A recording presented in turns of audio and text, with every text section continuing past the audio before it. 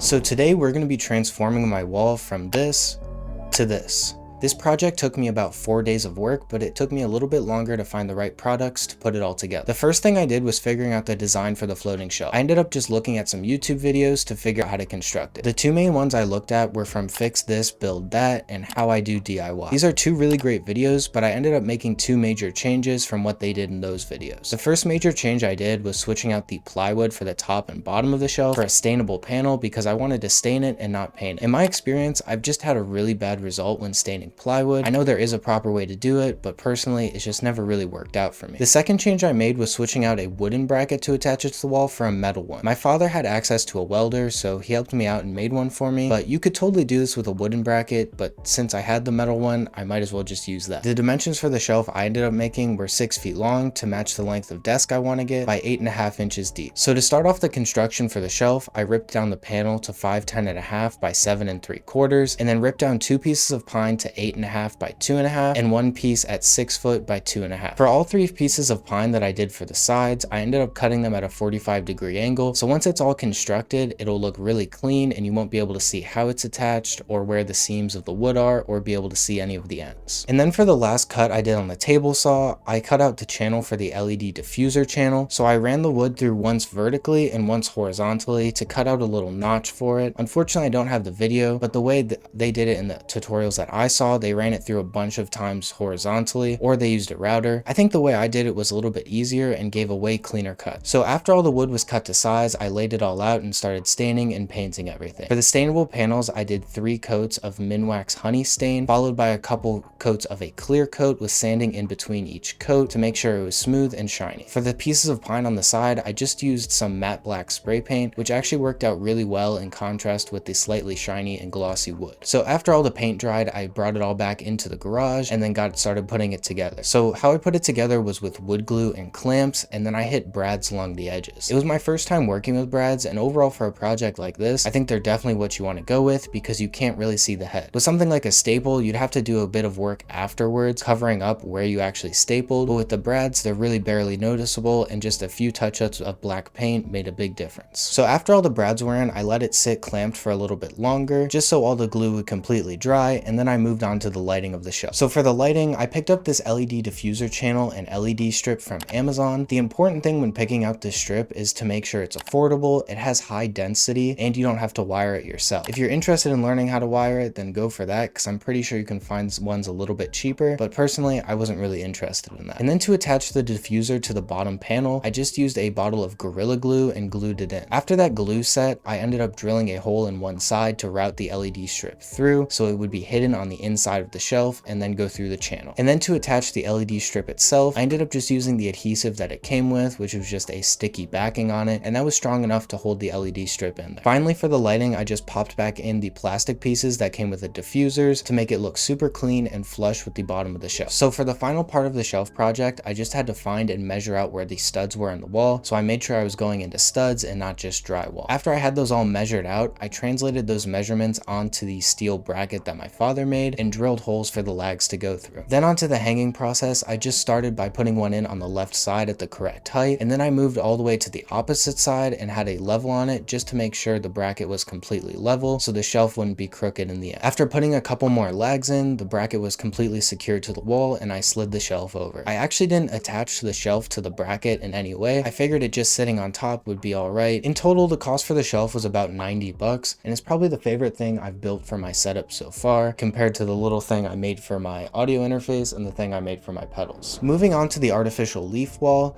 the only really hard part was choosing the panels. Originally, I was going to go with a basic boxwood pattern, but I decided against it because I figured it would look really repetitive and you might be able to see the seams in the panels. There's a lot of these cheaper options that are just one pattern, but I think if you spend just a little bit more money, you'll get something like this where there's more variation, and I think it just looks a lot more interesting. So the ones I actually ended up going with were huge 40-inch panels that were actually 4 20-inch panels that were unique. I figured this would give me the most variation, and since I was able to buy these more expensive panels on sale, it was totally worth it. To start off with, I connected 3 of the panels in an L shape to go around the top of my monitor mount, so later I could use the bottom ones to cut a tiny slit just so the monitor mount barely went through, but the panels were still flush with the wall. And then to attach them to the wall, I just used thumbtacks. Originally I was going to use staples, but the thumbtacks were able to support the weight of all of the panels, and they were also just a lot easier to work with than holding up a staple gun while trying to hold up the panels with one hand. After doing that first L shape, it was pretty much just repeating the same process but one by one for each panels. The only exceptions were when I got to the edge and I wanted to trim it off to match the line of the shelf, and then also, like I mentioned before,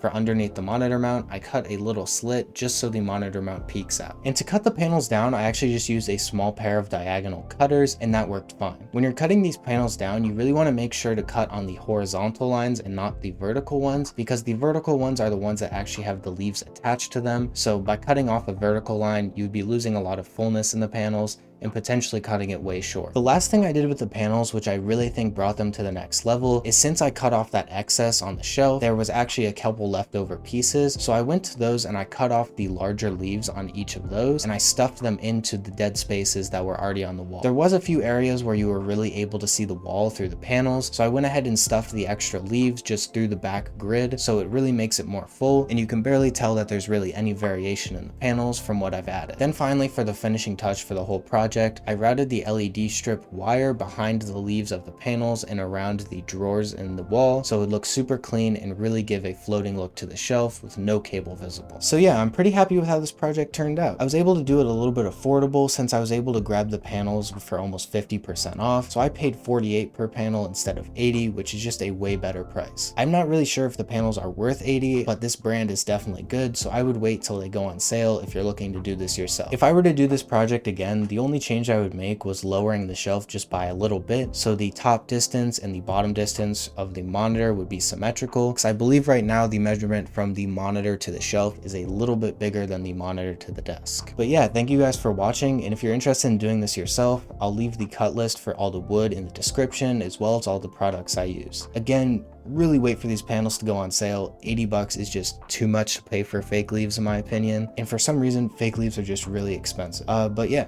again, thanks for watching, and I'll see you guys next time.